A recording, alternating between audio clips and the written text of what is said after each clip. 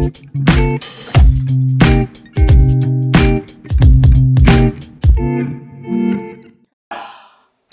up, my people? It's your boy Cobbs, aka Karabilo.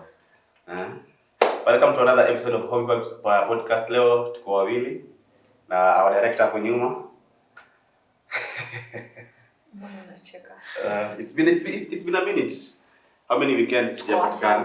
Tuko watatu. Mbona count director? Na ni mtu. Tunaweza rewind kitu uone nikisema director. Na hapo na umesema director but umesema tuko wawili na alafu na director, so tuko watu watatu. Hi guys, Nancy here. Love you. Thank you for being here. You see what I go through? Msidanganye. I go through much more. It's just that I'm strong. Anyway guys, poleni tumepotea sana. It's been a hectic week. Mimi nimekuwa nikifanya an amazing play for the thespians who know about Sarafina. That was the best show that ungepitia uangalie. That was an amazing show, by the way. For those who missed out, you missed out an amazing experience. Theater is the new art. Man, una miss out. Ananiangalia kwa sababu anajua ana miss show yangu. So, you know, I'm in a really good spirit, so I don't want to be petty. So let's move on. Petty. Hey, excuse me, I'm not doing negative energy today, please. Hey. Shaka. Shall we move on? Yeah. Theater. Anyway, sorry for that. I was a bit occupied. Well, my Saturday was crazy, and my other Saturday, like, Mom, make a show for two. Okay, you know what? Yeah. It's the. Sunday is family time. The show was on Thursday, Friday, Saturday, Sunday. Oh really? I didn't know. Na convenient time. Alafu Thursday ilikuwa 6 p.m. Mimi nilikuwa fikiri ni Saturday na Sunday pekee. Hapana. Hawa ni post yenye nilisoma. Kuna post nilitumia, you know Kare, yeah? Yes, kuna post Kare. Oh, Kare. She's an amazing. Guys, if you want an amazing prop master, look for her. Sijui nikia kwa description. She's an amazing. And alifanya Sarafina, by the way. Oh wow. She did the props for Sarafina. For those who watch Sarafina, she did that. Yeah. Tunaweza pata wapi when you tulimiss, tunaweza pata wapi, you know, like a link or a video for Sarafina? Imeisha jana. So nauliza labda unaweza kuwa ukijua. Not certain. Though I'm an employee of MPESA.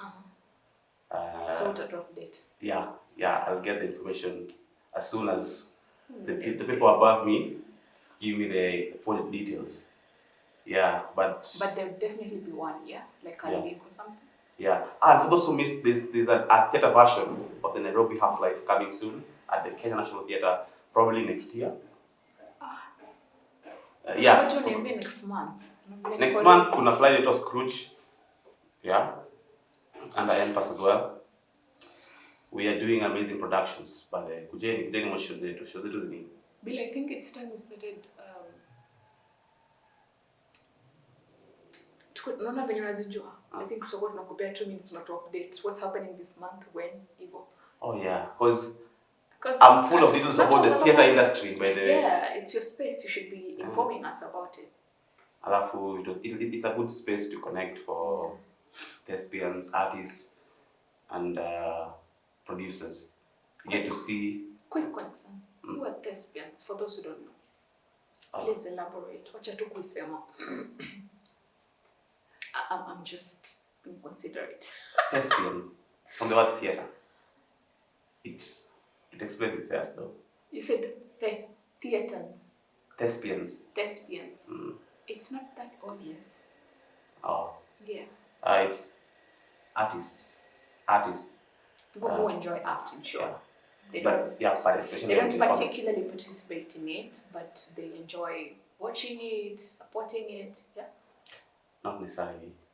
that can be a description. No, you see, but it's majorly for actors in the theatre space. Okay. Yeah. It can define the others, but it's majorly for the actors on the theatre space. Yeah. Because I can call myself a thespian, because a scriptwriter is a thespian. A playwright, I saw a playwright. Eh? To me, to others. You guys are our support, by the way. Without you, exactly. This shows has been quite successful. But theatre is good business, by the way. That's good business. For those who don't know about theatre, try investing your money in theatre. Okay. I think tutaweka namba ya Karabilo hapo chini atawaonyesha investments. Yeah, for more details. Yeah. Follow. Yeah. Thanks. And I'm having a masterclass, by the way, for those people who would like to come for my classes. I'm an acting teacher. I'll be having a masterclass next month. Full details will come, and please show up for supporting you guys. Yeah. Anyway, to dig deep into the theatre world. We should create a day for theatre, yeah? Yeah, theatre is a very good space. Yeah. Umekuwaje? How's your week been? Nimekuwa salama. How's my week been? Well, my week has been a bit hectic like yours, but I'm grateful. I think the highlight of it all, I think for me the biggest family is always family. So as much as things are, I don't want to say challenging, but as much as things are tempting me to do things I shouldn't, I have been able to be so good to, go through the challenge and just come out better and stronger. Umesikia pero. Unataka niseme demure and cutesy. Tipera, demure. Demure. Say better. Better. Demure. Hapana. Asha. No. It's demure and cutesy. So you're terrible. You are hapana. Yeah. But anyway, I've been able to come out better, stronger. I'm grateful. Yes, I keep wondering whether I should. Najaribu kufikiria. Oh, I had the time of my life on Friday, and with the time of my life, I mean just having fun alone in the house. Introverts, lone wolves, you understand me. Just having your fun in the house. That was. I need to do that more often. I always do it once a month, but I think it's time I get back to weekly. Yes, and that was very, very, very, very, very, very, very, very good.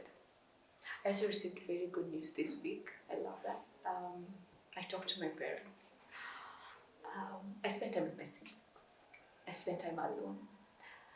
Yeah. Okay, sisi shares zingine, they're a bit more personal, but good things be happening to me. Yeah, and I'm grateful. Always. Yeah. Alafu for the introverts. I don't know if I could call myself an introvert.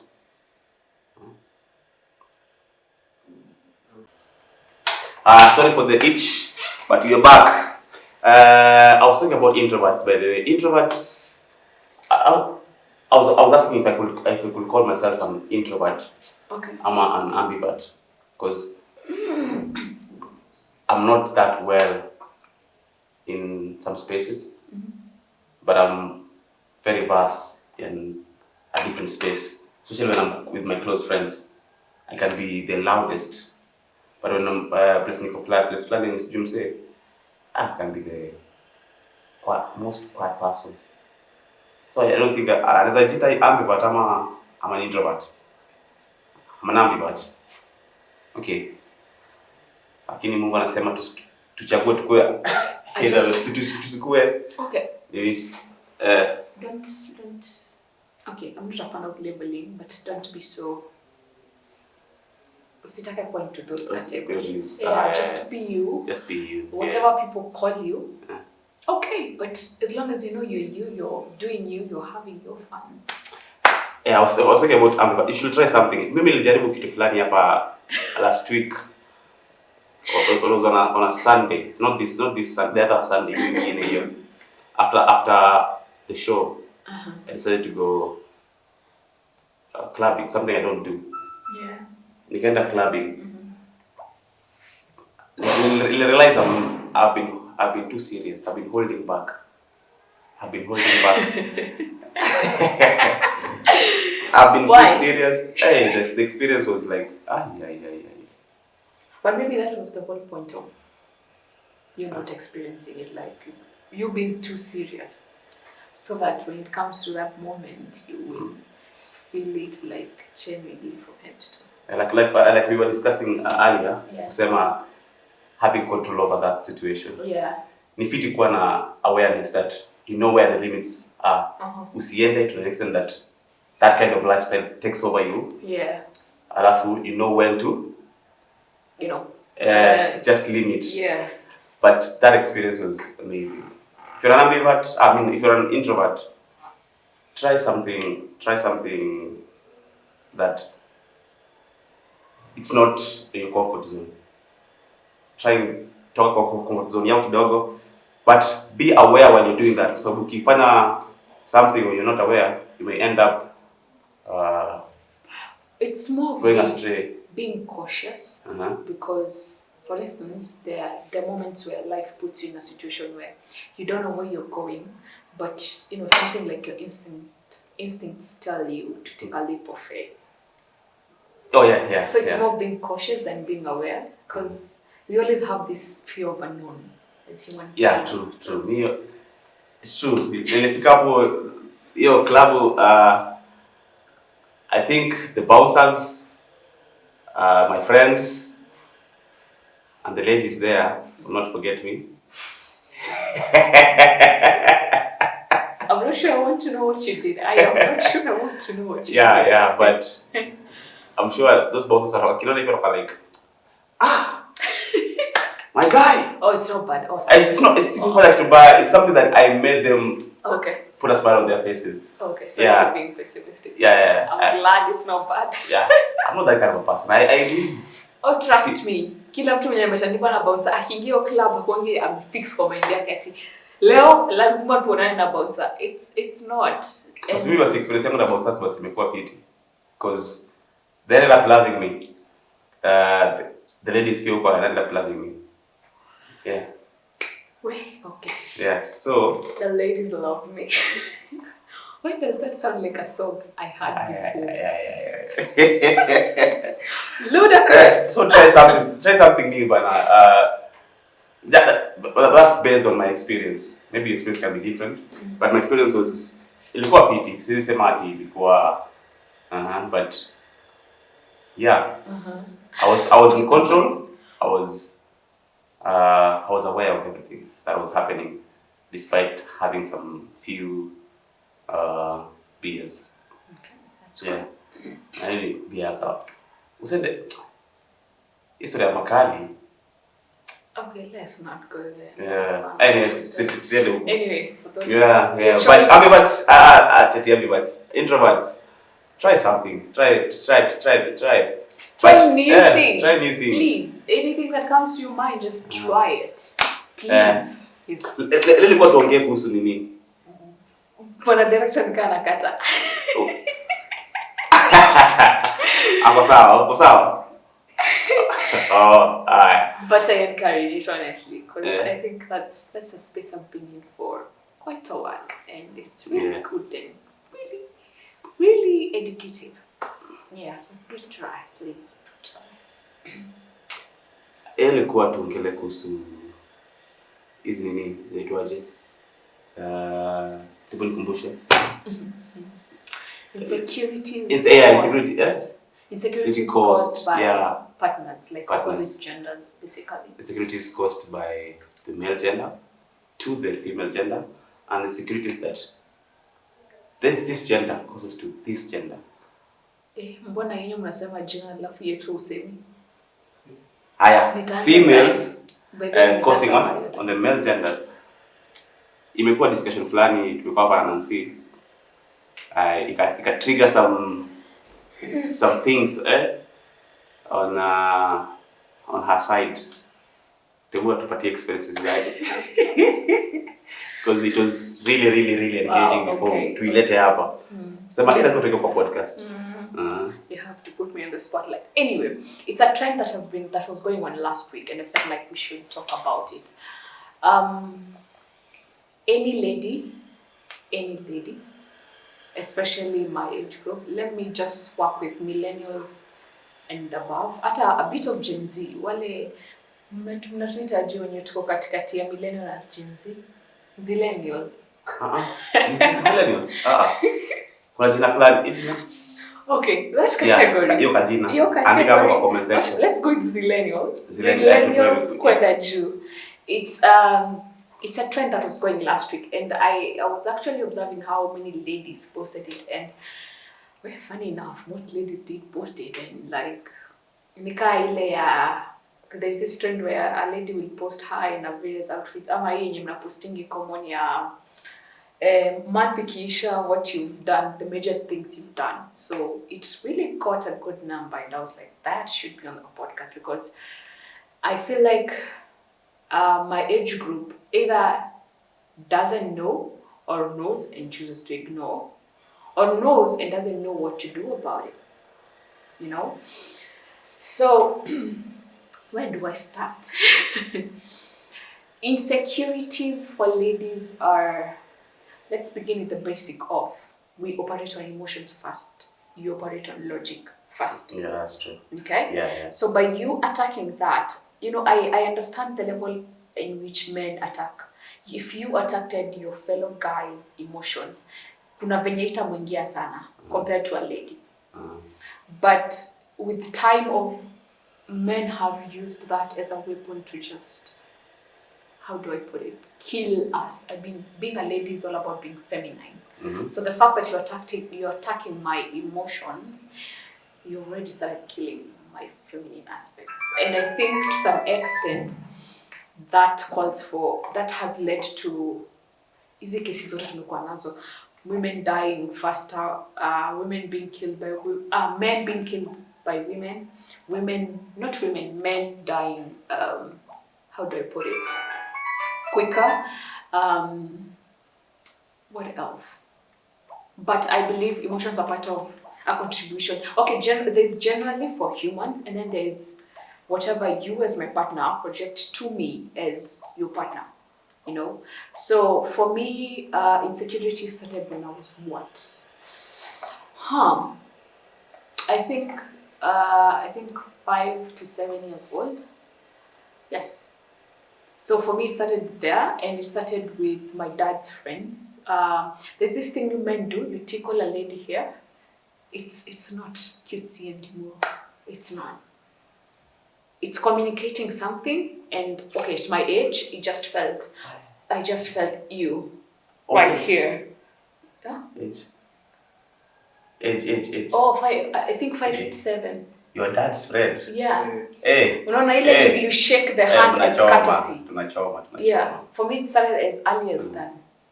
Yeah. So. 10. Yes, there's that, and then Director Homievybz.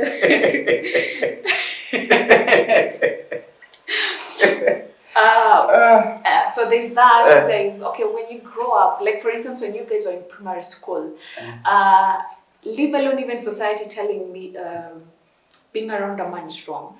But start with the simple fact of me becoming a friend to a guy at that young age was an issue.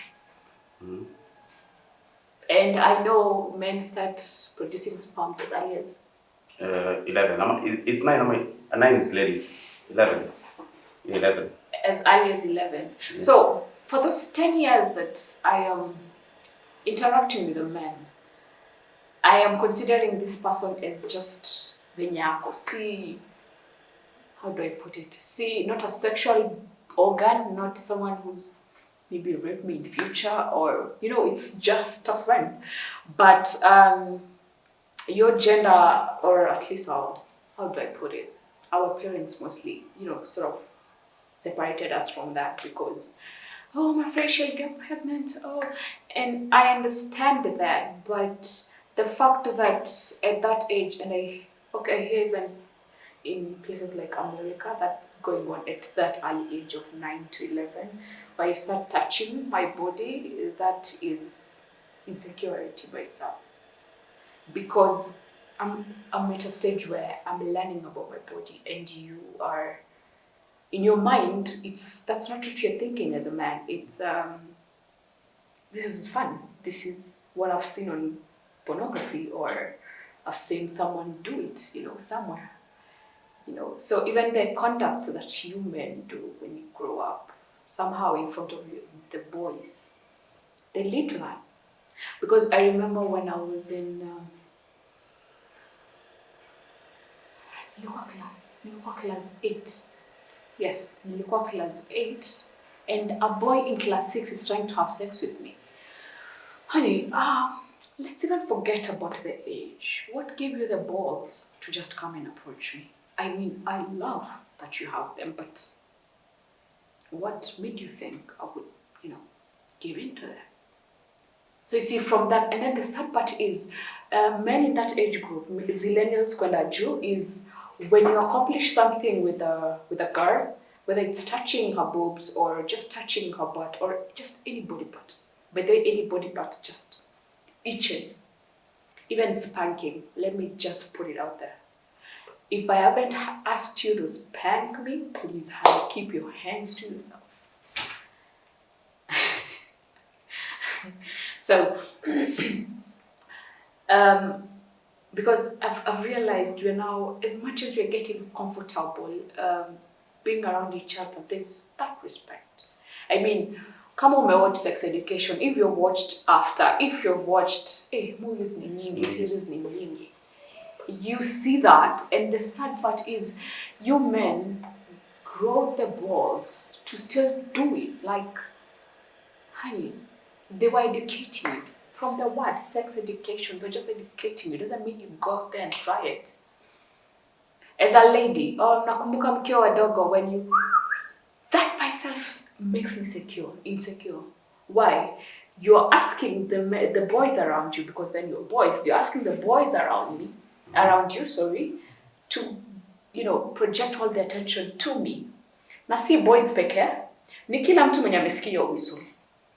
So, consider this. As a lady, I am just walking to a shop or to going home. Why on earth are you giving me all this attention? One, I didn't ask for it. Two, what is your problem? You want to talk. Okay. You want to talk to me because you're not doing for no good reason. See, ati mdomo yako imekauka uko na utoe mate through that. It's a form of communication. So what are you trying to communicate? Why don't you just stand up and approach me? That is teen, and that's not about, but how do I put it? It's not the only one, like there's a lot. Now that is in the teenagers. Now let's get to, above teenagers, youth. Young adults. Thank you. Young adults. Oh, Heavenly Father, you're getting into your sexual,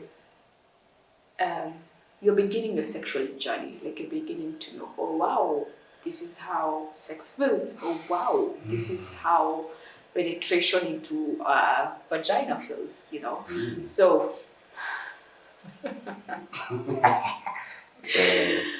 but what are the repercussions, How does this lady even feel about her body? How do I feel as a man? How does a man feel about... I'm virgins. Yeah. I'm virgins. Wachana virgins. So I don't want to go there, but let's even wacha tuachane na sexual aspect to kidogo. We come to, normal behaviors. Mm-hmm. Why would you abuse me in front of someone? I will not have a proper answer for that because that's not okay. Sijui. Basically, most people who do that, it's you trying to, men who do that, most of most of them have been, but even ladies, you do that to feed your ego.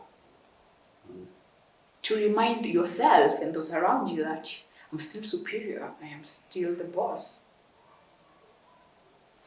But you don't look at the repercussions of that. And that's why ladies nowadays, if you get after tu vizuri, wasichana sahi, they're working on themselves and then looking for, now they're defining it as a man. Someone who, in public, we can agree on everything. Tukifika kwa nyumba, that's when we tear down the walls. You know when to exactly. You know when to let go. Yeah. Talk about stuff. Because this is your partner. But the fact that your partner does that in front of other people, why on earth are we even private? Bana, kuna experience fulani nimesema hivyo. Tuko kwa match. Nimepata kwa match vizuri. Dem anapigiwa na chali yake. The lady could not control her mouth. Yeah. She started saying stuff about that man, kuhusu them sleeping, the guy sleeping with the botch, sijui what, the kind of curse words they were saying for much. Niko like, But now you see, that doing that, it makes the whole partnership, its essence is just useless, honestly, because there's a reason why we're partners. There are things we do privately, there are things we do together. There's you knowing my weakness, there's me knowing your weakness, and we choose to be. Kufunika uchi ya mwingine. You get it? So basically my point is this. It's like the yin yang. You see how beautiful it looks? Yes, yeah. But it's the negative and the positive. And the positive. But in the positive, there's negative. Yes. And in the negative, there's positive. Positive. Thank you. But when they merge together, they become one beautiful thing.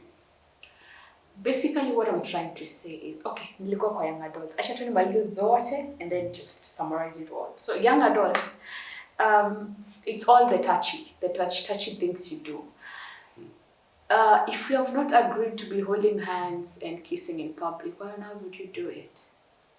And we haven't agreed, I mean, mostly it's from the ladies. You men have no problem doing anything in public. Otherwise, we wouldn't have rape cases, we wouldn't have sexual harassment or any form of harassment in that case. So, I always believe the consent comes from the lady. I still stand by it. But you have to agree. And agree from a point of understanding, not a point of being a man and think, because that's not it, honey. It's just not it. So that's young adults. Let's come to working class, and everyone outside here. Hi, we have this habit, it's an ongoing habit of mnaitananga, work wife, work husband, work child. I am also questioning that because there's a reason why it's husband and wife. It's not work husband, work wife. Because in my perception, honey, you can do what you want, but in my perception, this is my thinking. Why are you taking that role from your man who you left at home or but basically it's your husband when you're anywhere you are, right? And you're choosing to give that title to someone else. I know I have a problem with titles, but we both know when it comes to you calling your work wife, it's more than that. Definition is limitation. It's more than that. You don't just, unajua, ingekuwa ati tunaingia kwa ofisi tunaitana, hi work wife, hi work husband, ingekuwa sawa. But there's a reason why. There's a specific person who has that title. And with time, in workspaces. Yes, and with time, that comes to lose value. You know that it's like if I call someone wife who's not my wife, that already is clear that I have some intentions behind it. And that's what I'm saying. With time, that title becomes strong because one, your tongue, you're using your tongue to say that. Words have power. Let's start there.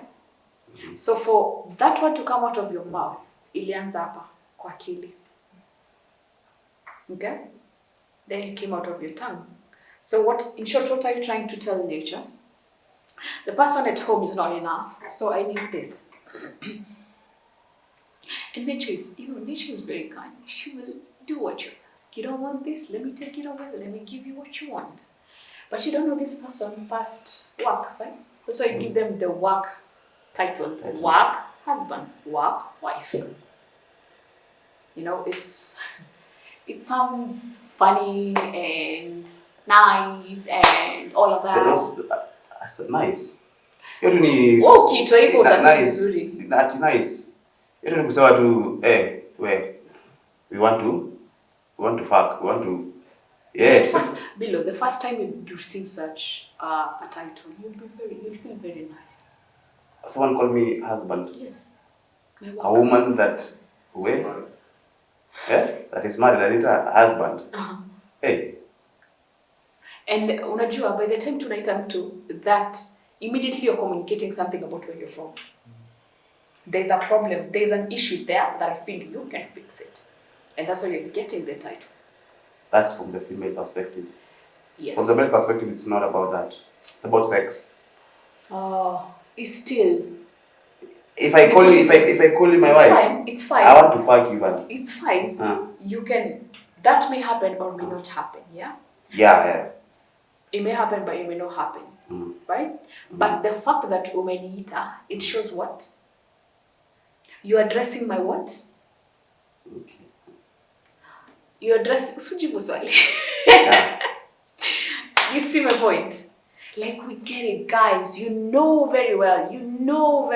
Emotions are what, get into us. That is what makes us. But it's not just emotions. Give me a minute. It's not just emotions.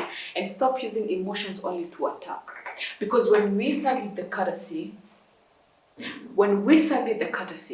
it's much worse.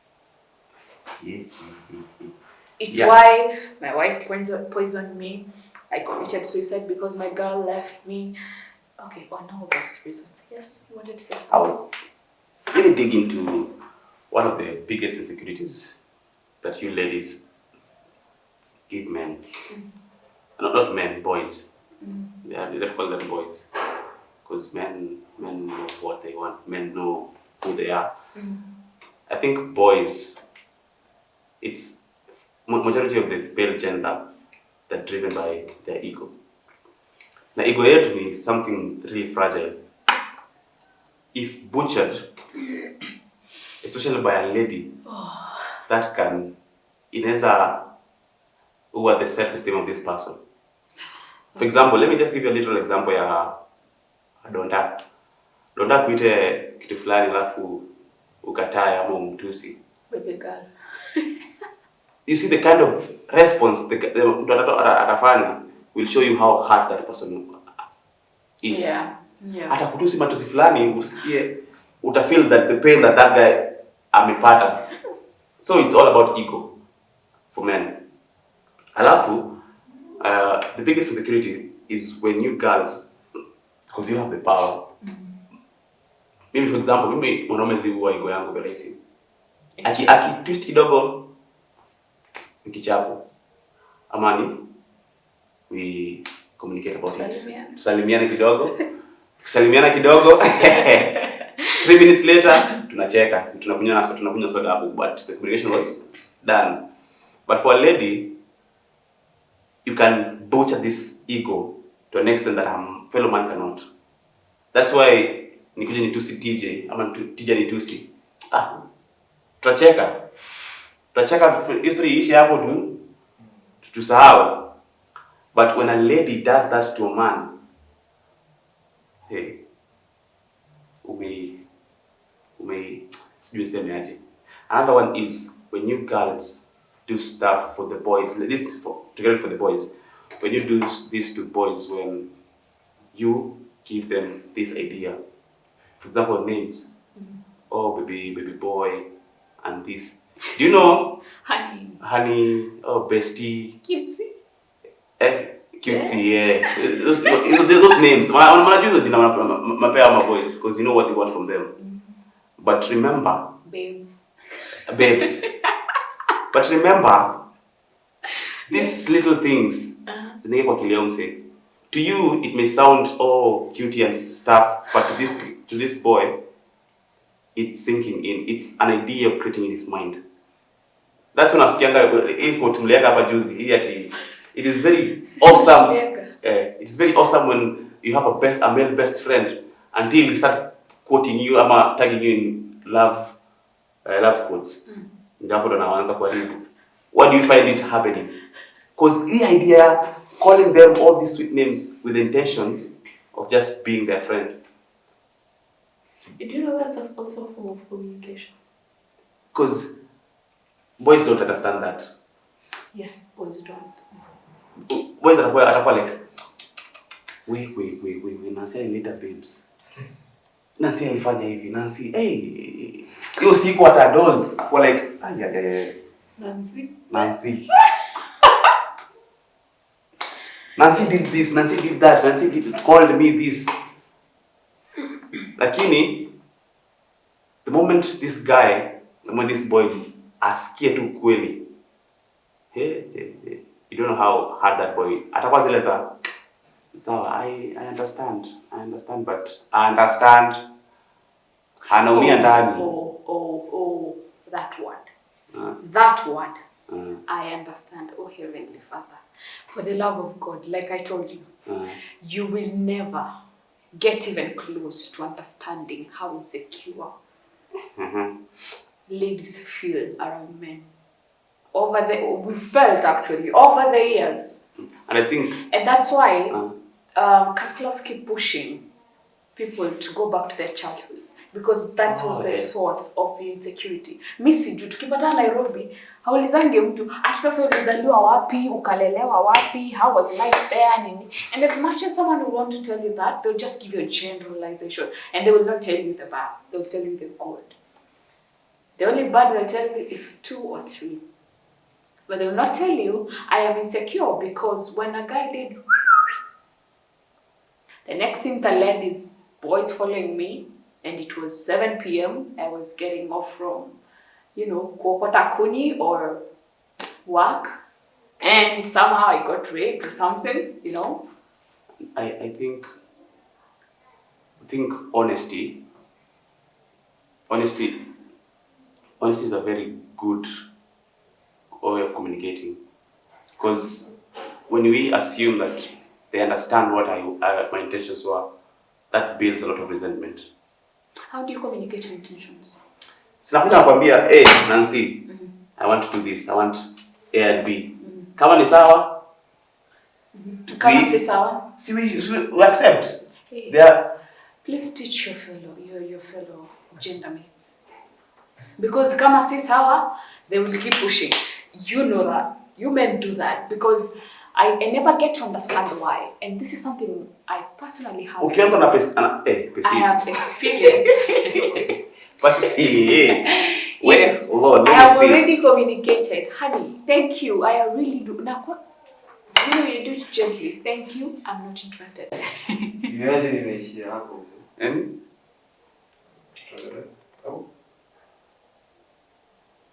We have 4 minutes. Sorry about that. I was saying, I get the insecurity that you umekuja kusema how you feel insecure around my friends.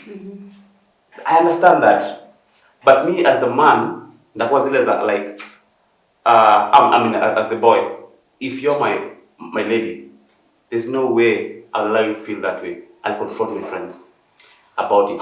But if I don't see you as my wife, I'll be like, let your man do that for you, not me. You're still not getting it because below that has happened even with people who have been married. Please elaborate that. Married? No, ni wale tu nini. Okay, let me just generalize.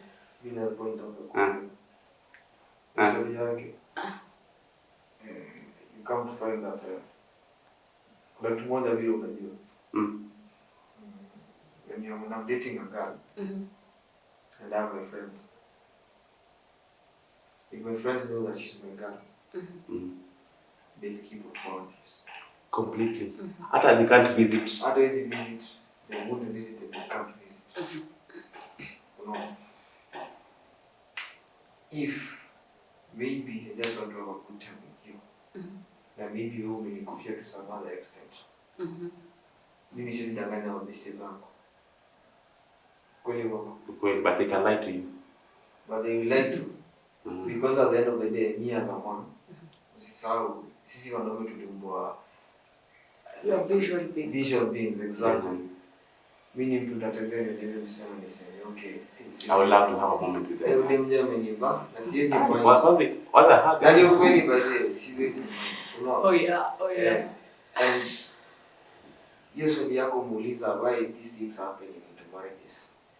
If you look these things, why the reason as to why they happen into marriages because men tend most of the marriages ziko hapa. When out of lust, not out of love.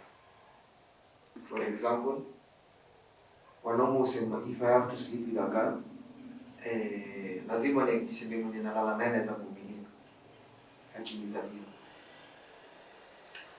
Hiyo ni reality. Ni reality tunaangalia. Yeah. Ukweli wangu bro. Sikuwa. Haya, sasa nikwambie, sisi la sisi kuvumilia. No. So that's an option. You're taking that girl as an option. But you never gave her the love that was supposed to be there. You see? So in case of you go sleep with that girl, you know the end product of sex is having babies. Yeah. Babies come, life gets you. In the mix of life, utaanza kulia mtoi. So nini itafanya huyu jamaa au ndio mwenye alikuwa anataka asikutreat ama aliza maswali zinauliza. Ati nini itafanya? Nini itafanya huyu jamaa asikutreat vibaya akiona msichana mwingine maybe mwenye alikuwa anapenda. Oh, so that's the reason. Like, is that the reason? That's the major reason. Oh, that's sad. Come to think of it, mbona siku hizo unapata why are so many dads responsible? Wazazi wetu. Sijui watoto. It's not because of watoto. Yes, ni juu watoto na most of the marriages zinyingi si genuine. Except watoto will come out of lust. Yeah. Not love. Not love. Oh yeah, but that's true. So that's unapata kama mzee. Inafika point unapata anaanza kuhang out na tusichana twingine tudogo. Ama unapata ameanza kuhang out maybe na mama ama hapo na mama mwingine nje. Na mama mwingine nje unapata he's being treated much better than your mom. Unaona? And maybe your dad is in a good financial position, but maybe unapata the dad is not treating nyinyi watoto wake, nyinyi watoto wenu vizuri. Lakini yule mama mwingine anajitoa vizuri, wanapelekwa shule vizuri. Nyinyi mzigo imeachiwa mama, unaona? Okay, yeah, I see. Yeah, so I think people need to understand to understand and to know how to define love and to differentiate between love and lust. And to know the consequences that comes with these two things. And people should take time. Okay, that is the relationship aspect. Yeah. Personally, I'm speaking from the angle of insecurity. Insecurity. Yes. At first, you made me believe. You led me. You're the man, right? That's a boy. Because that's a boy. Because a man will not lead a woman to love them with the intentions of not loving them. Okay, allow me to ask this. When do you guys start differentiating yourself? This is the boy in me, this is the man in me. Okay. Does it happen like differently for everyone? Because for us lady, I can tell you this for a fact. The moment you get pregnant and choose to keep it, my friend, you'll sober up to be a woman, to be a mama. Whether you like it or not. Okay, the boy aspect of a man never dies. It's always there. That's why I find even men in their 70s act stupid. That's true. Yeah, it's never goes away. It's true. It's but when you want to know a boy, and a man is from just their presence, how they think, how they talk, how they treat others. For example, the way I treat you, and the way I treat, or I even treat themselves, the way they respect themselves, and the way they respect others. They know that they're aware that this is a society rather than my world, because boys are majorly into their own world. Let me call them narcissists, for lack of a better word. Okay. They tend to think about themselves. Oh yeah. They are like this. Even their goals can tell you that this is a boy. But a man, he's a vision of a man and a vision of the goals of a man. He'll be like, okay. Even you find yourself feeling safe around them. You'll just find yourself. So how about you go with ladies with instincts? Whenever you're around a man, no, but you see, it still happens even after. Okay. So but the problem is, now I see your point. The problem comes in when you don't listen to your instincts, because there are times when ladies just choose to be foolish, and you're like, you know what, I'm going for that guy because I'm feeling him, as much as there is that instinct telling me, no, there's something wrong. But we go. That's us. Okay, now this is what I wanted to highlight. Mostly, please understand, if you're dating, let me just say any lady, because I don't think some behaviors are still there from your gender, that makes us feel insecure. Yeah, it's still there. Okay, you see, now this is the sad part. As much as when you become a man, the sad part is you don't teach all the boys that you interact with how to be a man. Like funny thing. But when you are a boy, all the boys you interacted with, you had boyish behavior. Did you understand me? Yeah. Like the moment you level up, when you match up, you don't teach them. Still come in. I get you.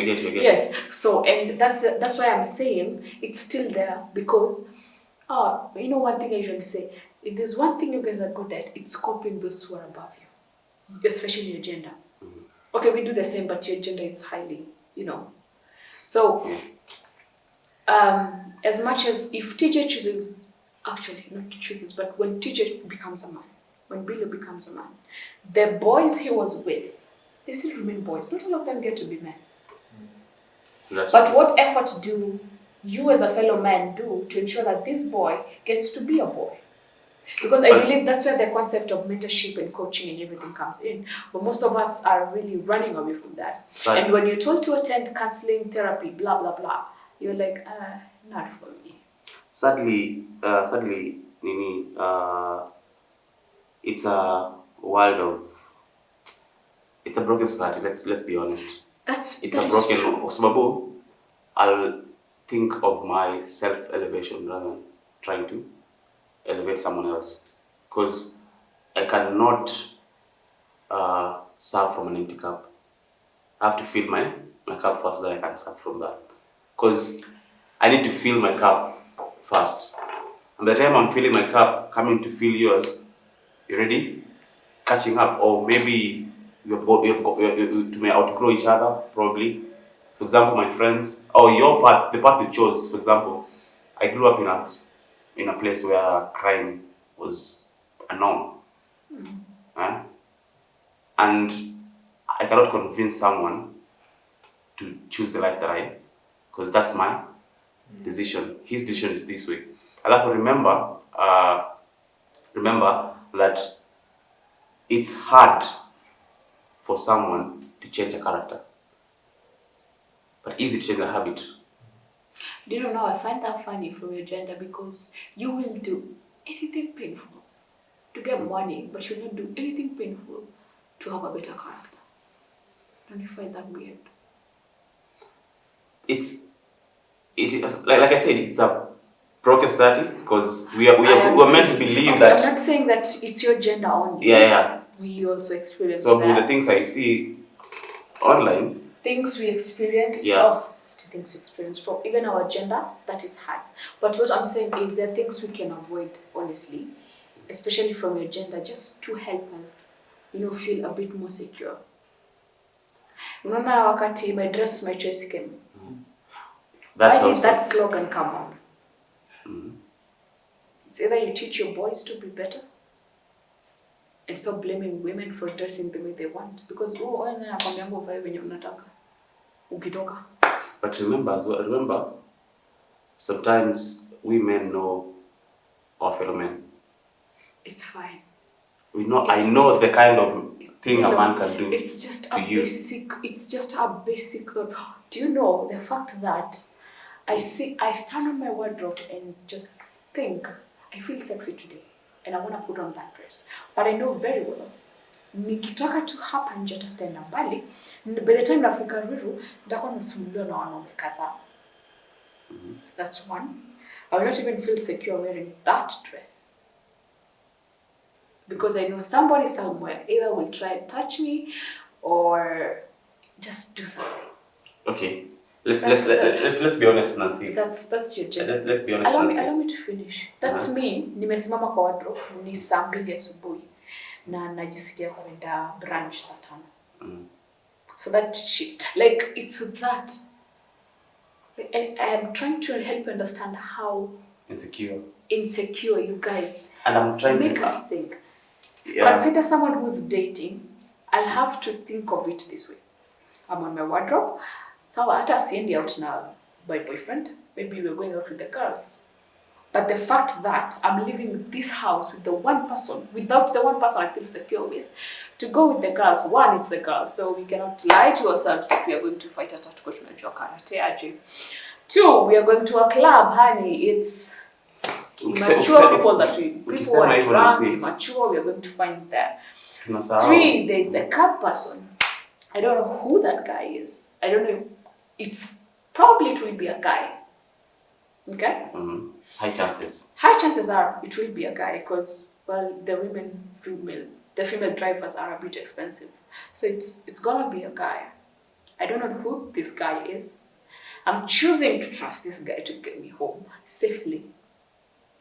But somewhere along the way, something might happen. Or even tukifika. Whether I have a man or not. This is me standing in my wardrobe. Sijaanza kuvaa. Like, I am trying to elaborate how insecurity just, creeps up in our minds. Like I was saying. That early in the morning, and at that point, hiyo ni mimi kuvaa. Kuna mimi, nianze na wapi? If I want to something fixed in my house, chances are I'll call for a guy. If I'm considering for a caretaker to help me with something, that's a guy. Most chances are that's a guy. If I'm doing politics, I've been there. Yeah, you did politics. But then she did politics in campus. We've done politics, but then with politics, now with politics you get to see it all. Because you're told the first rule of the game is politics is a dirty game. So whatever dirt you see in there, keep it to yourself. So with politics, there is that. And then there is, it's not every relationship that works out, yeah? So with every guy you meet, nitasema aje, nika insecurity on top of insecurity on top of insecurity on top of another on top of another. Let me. Before. Just allow me. Acha nimalize. So acha nimalize list yangu. Time. So acha nimalize list yangu. Time. Namaliza list yangu. So there is the relationship, and then there is your parents and your siblings. And with parents and siblings, I put them in one because maybe it wasn't your dad, maybe it was your father. Maybe it wasn't your father, maybe it was your cousin. And I sit down and wonder. Like when a man chooses to approach a lady in an aggressive manner, like, does it ever creep in your mind? Like, this could be my daughter, this could be my mother, this could be my aunt. Does it ever? Like, can I address that? Let me finish. And guys, you see? No, what basically I'm trying to say is whenever you are addressing a female person. Whatever the case, please go as high as trying to understand, because you won't understand, but trying to understand her level of insecurity, the cause of it, and then from there is when you choose. You don't choose. From there is when you start making the decision of helping her to feel secure around you. Because I can tell you for a fact, every lady that is breathing right now, 20 years and above, 18 years and above, right now, already feels insecure around any man.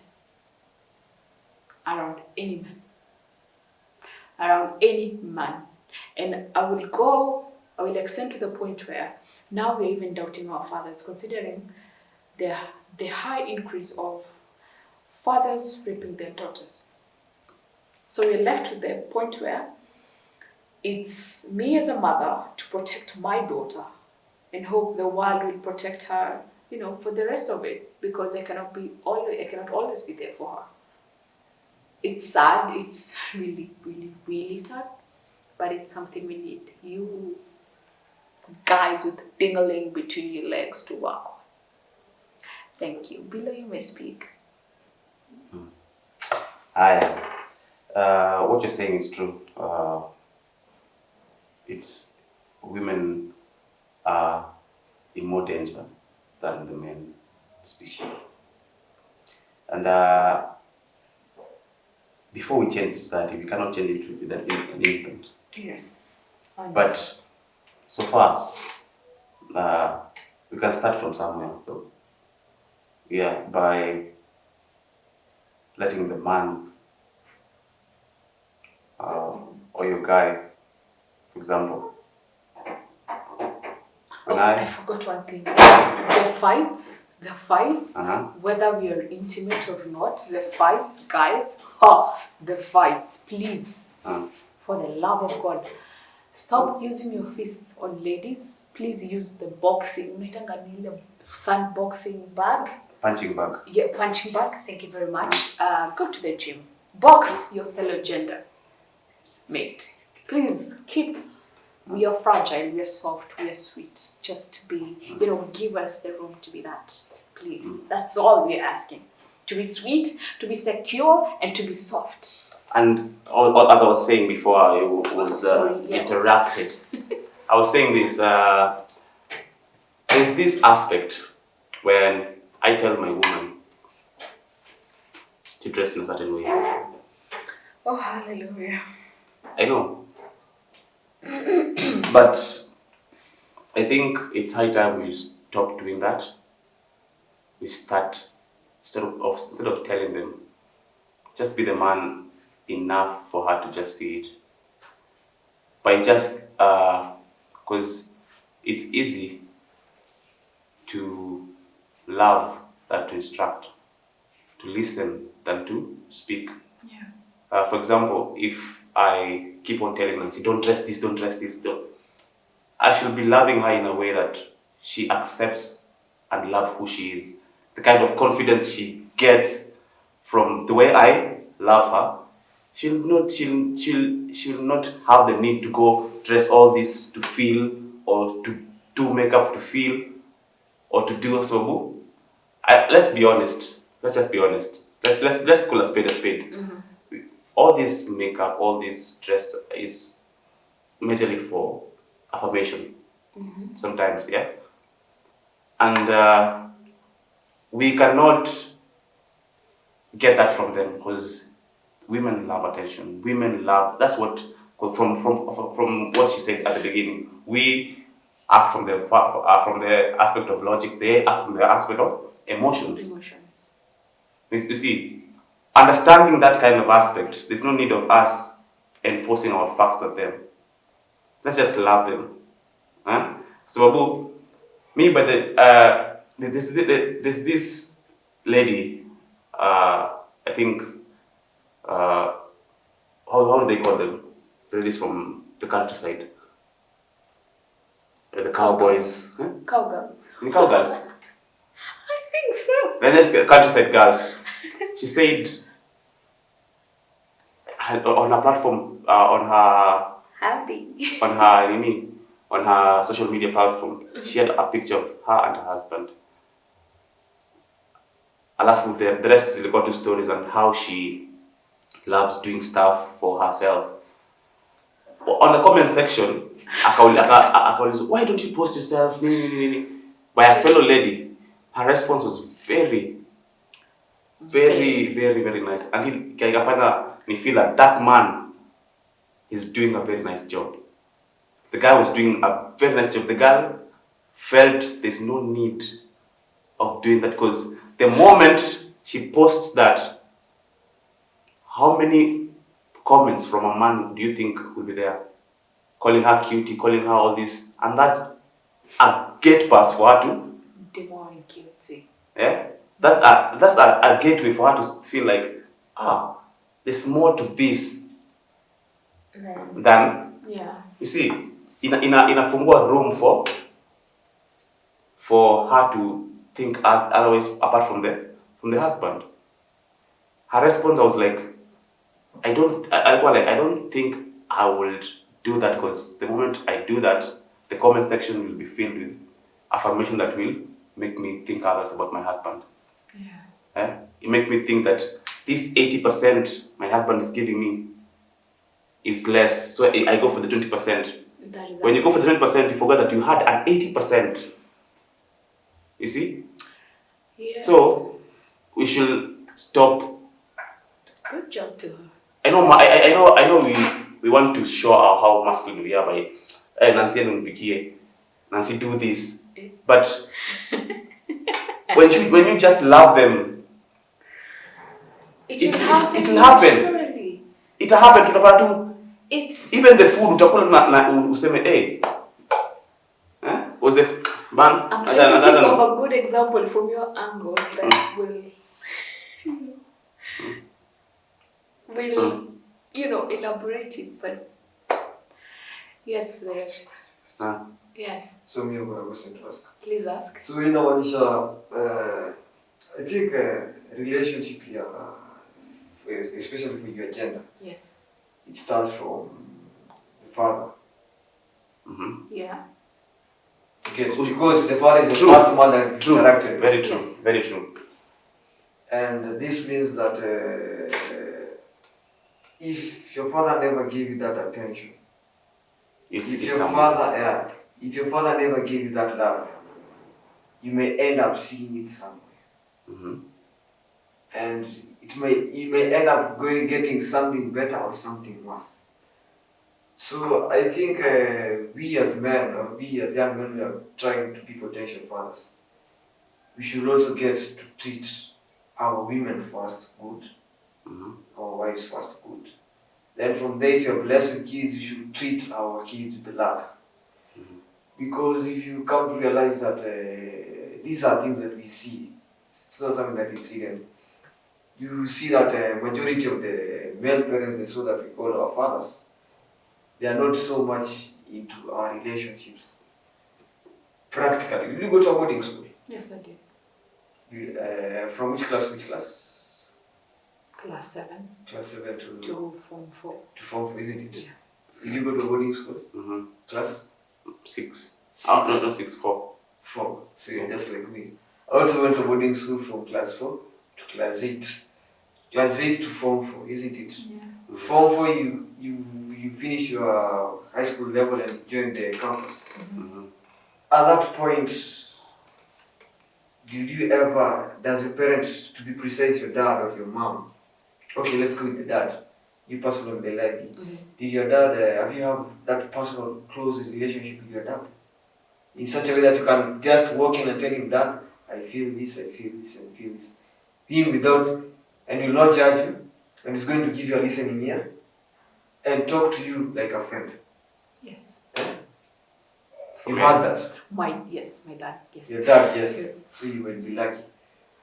But if you look from it from a boy's perspective, Karabilo, me personally, on my perspective, I've never had it. And if you come to think of it, you personally, as a kid you're supposed to grow with your parents. So now they may know you. You see? But the moment that they took you to a boarding school, these people did not interact with you. Yes, like. Do you know that your teachers have interacted more than your parents? It's true. Do you know that? Yes, I do. So I think the bit of the affirmation and what have you first start from home, and it must start with your dad. I feel like we are in an era where they're trying to work on that. I think but now the it's problem the CBC system. And that's why I addressed zillennials going up, because we missed that. Most of us today that we are boarding and life moved on. I'll give credit to my father though. I'll give credit to him because he has not been there for majority of my childhood. Oh, okay. He hasn't been there. But when he came back to the country, he used to stay in UK. But when he came back to the country, no matter how much our relationship got a bit tough, but you can see the effort that this guy is trying to have a bond with the son. You know, hata sasa I can pigia simu, I not call him dad.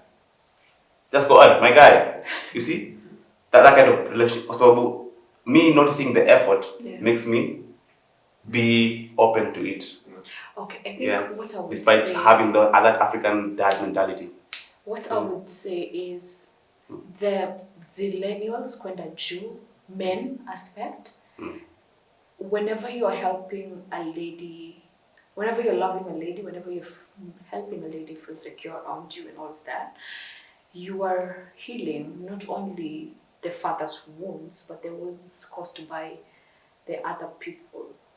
I'm not saying she won't do her role, but it's more of you're like the best option of the worst things she's experienced. It's like nika venye wewe, tuseme for instance your dad is sick and you need to step in. You dig. Yeah. I feel like that's what men in that those generations should like really do and feel in, because remember these people who are coming, Gen Z kwenda chini, they're looking up to us. And if we keep teaching them the same thing, Nake kama ni kama si Gen Z. Mimi ni zillennial. Nake kama ni Gen Z. Gen Z looking up. Mimi ni zillennial. But anyway, what I'm saying is, like, let's do better. Let's make better. Like, sawa, we had it rough, we had it bad. And even the ladies, we had it bad, we had it rough. But from here on, what are we doing about it, basically? Nikama, Kenya, what are we doing about it? You know, like, let's move forward. Vizuri, si vibaya. Let's stop copying and pasting. Let's do better. Let's think creatively. Let's address it in a better manner, in a better way, and have a better generation with better kids. Yes. Because of time, let me just conclude this by saying this. Yeah. There's this quote that goes, if you don't try and heal the wound that hurt you, you'll bleed on people who did hurt you. So, this police society starts from us. I think so. It starts from us. I am the society. Actually. So let's start by healing who we are. We are. Remember when I said we will require a sacrificial generation to heal.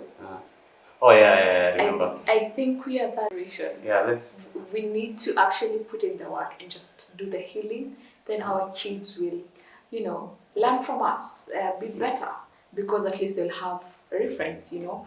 Once they come to us as, you know, as kids, Mom, I want to do 1, 2, 3, and you'll be like, this is good, and because of 1, 2, 3, this is bad because 3 years ago, 5 years ago, 10 years ago, this and this happened, and it's not good, and so let's be the healing generation. Anyway, don't forget to subscribe, like, comment, and share. Thank you for being here. Bye. Adios. Mwah.